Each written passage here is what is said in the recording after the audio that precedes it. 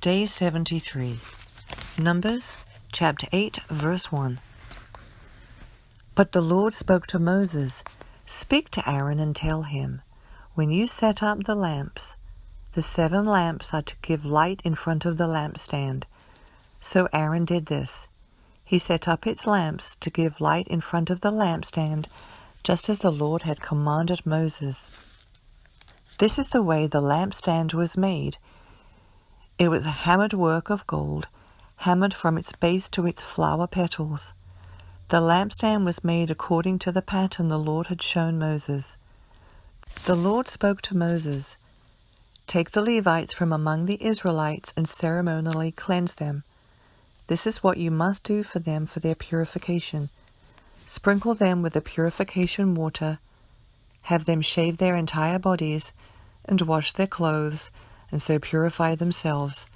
They are to take a young bull and its grain offering of fine flour mixed with oil, and you are to take a second young bull for a sin offering. Bring the Levites before the tent of meeting and assemble the entire Israelite community. Then present the Levites before the Lord and have the Israelites lay their hands on them. Aaron is to present the Levites before the Lord as a presentation offering from the Israelites, so that they may perform the Lord's work. Next, the Levites are to lay their hands on the heads of the bulls, sacrifice one as a sin offering, and the other as a burnt offering to the Lord, to make atonement for the Levites. You are to have the Levites stand before Aaron and his sons, and you are to present them before the Lord as a presentation offering. In this way you are to separate the Levites from the rest of the Israelites, so that the Levites will belong to me. After that, the Levites may come to serve at the tent of meeting. Once you have ceremonially cleansed them and presented them as a presentation offering, for they have been exclusively assigned to me from the Israelites, I have taken them for myself in place of all who come first from the womb, every Israelite firstborn. For every firstborn among the Israelites is mine, both man and animal. I consecrated them to myself on the day I struck down every firstborn in the land of Egypt. But I have taken the Levites in place of every firstborn among the Israelites. From the Israelites, I have given the Levites exclusively to Aaron and his sons to perform the work for the Israelites at the tent of meeting and to make atonement on their behalf, so that no plague will come against the Israelites when they approach the sanctuary." Moses, Aaron, and the entire Israelite community did this to the Levites. The Israelites did everything to them the Lord commanded Moses regarding the Levites. The Levites purified themselves and washed their clothes. Then Aaron presented them before the Lord as a presentation offering. Aaron also made atonement for them to ceremonially cleanse them. After that, the Levites came to do their work at the tent of meeting in the presence of Aaron and his sons. So they did to them as the Lord had commanded Moses concerning the Levites. The Lord spoke to Moses, "In regard to the Levites, from 25 years old or more, a man enters the service in the work at the tent of meeting. But at 50 years old, he is to retire from his service in the work and no longer serve. He may assist his brothers to fulfill responsibilities at the tent of meeting, but he must not do the work. This is how you are to deal with the Levites regarding their duties." Chapter 9. In the first month of the second year after their departure from the land of Egypt, the Lord told Moses in the wilderness of Sinai, "The Israelites are to observe the Passover at its appointed time. You must observe it at its appointed time on the 14th day of this month at twilight. You are to observe it according to all its statutes and ordinances." So Moses told the Israelites to observe the Passover, and they observed it in the first month, on the 14th day at twilight, in the wilderness of Sinai. The Israelites did everything as the Lord had commanded, but there were some men who were unclean because of a human corpse, so they could not observe the Passover on that day. These men came before Moses and Aaron the same day and said to him, "We are unclean because of a human corpse. Why should we be excluded from presenting the Lord's offering at its appointed time with the other Israelites?" Moses replied to them, "Wait here until I hear what the Lord commands for you." Then the Lord spoke to Moses, "Tell the Israelites, when any one of you or your descendants is unclean because of a corpse or is on a distant journey, he may still observe the Passover to the Lord. Such people are to observe it in the 2nd month, on the 14th day at twilight. They are to eat the animal with unleavened bread and bitter herbs. They may not leave any of it until morning or break any of its bones. They must observe the Passover according to all its statutes. But the man who is ceremonially clean is not on a journey and yet fails to observe the Passover is to be cut off from his people, because he did not present the Lord's offering at its appointed time. That man will bear the consequences of his sin. If a foreigner resides with you and wants to observe the Passover to the Lord, he is to do so according to the Passover statute and its ordinances. You are to apply the same statute to the foreign resident and the native of the land.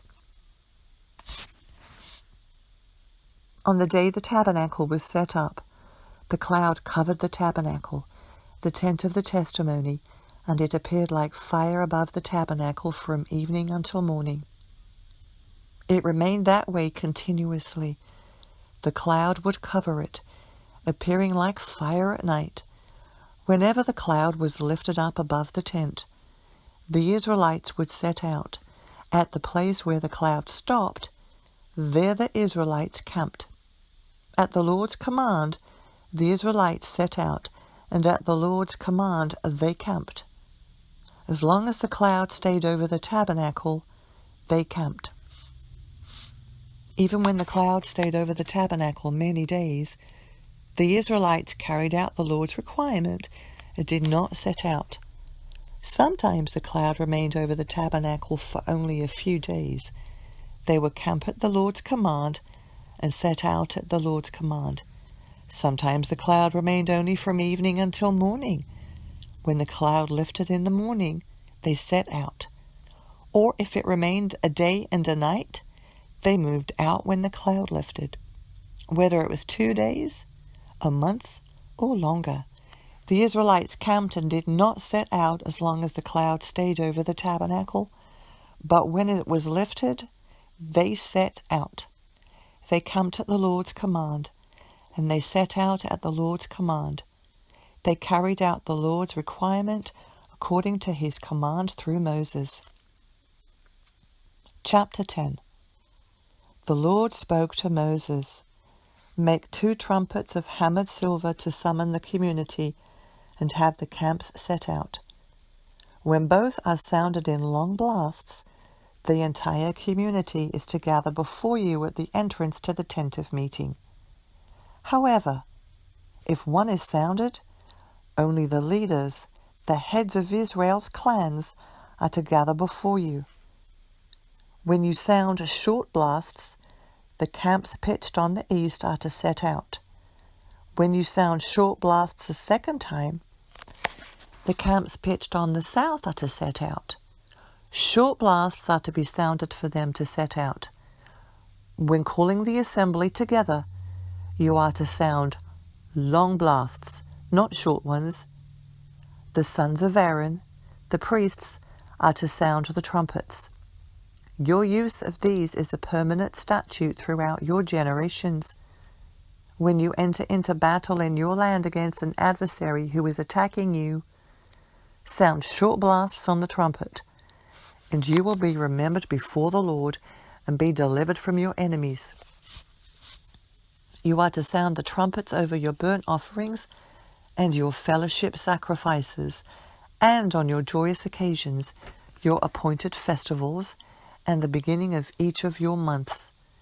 They will serve as a reminder for you before your God. I am the Lord your God.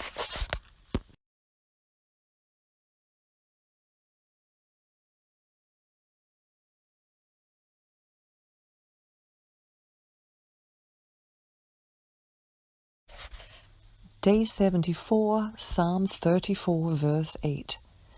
Taste and see that the Lord is good. How happy is the man who takes refuge in him. Fear the Lord, you his saints, for those who fear him lack nothing. Young lions lack food and go hungry, but those who seek the Lord will not lack any good thing. Come, children, listen to me. I will teach you the fear of the Lord. Who is the man who delights in life, loving a long life to enjoy what is good? Keep your tongue from evil and your lips from deceitful speech. Turn away from evil and do good. Seek peace and pursue it. Proverbs chapter 8, verses 8 and 9. All the words of my mouth are righteous. None of them are deceptive or perverse. All of them are clear to the perceptive and right to those who discover knowledge. Mark chapter 13, verse 1. As he was going out of the temple complex, one of his disciples said to him, "Teacher, look! What massive stones! What impressive buildings!" Jesus said to him, "Do you see these great buildings? Not one stone will be left here on another that will not be thrown down." While he was sitting on the Mount of Olives across from the temple complex, Peter, James, John, and Andrew asked him privately, "Tell us, when will these things happen? And what will be the sign when all these things are about to take place?" Then Jesus began by telling them, "Watch out that no one deceives you. Many will come in my name, saying, 'I am he,' and they will deceive many. When you hear of wars and rumors of wars, don't be alarmed. These things must take place, but the end is not yet. For nation will rise against nation, and kingdom against kingdom. There will be earthquakes in various places, and famines. These are the beginnings of birth pains. But you, be on your guard. They will hand you over to the Sanhedrins, and you will be flogged in the synagogues. You will stand before governors and kings because of me, as a witness to them. And the good news must first be proclaimed to all the nations.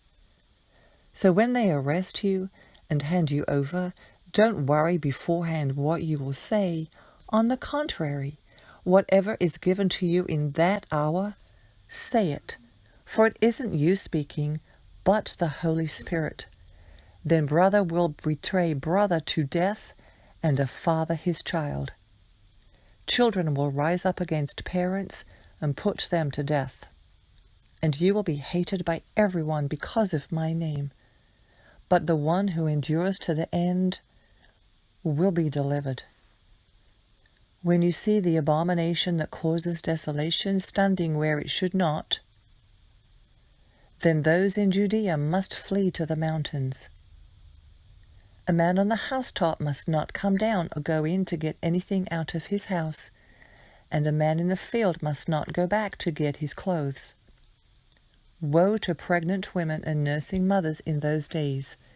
Pray it won't happen in winter.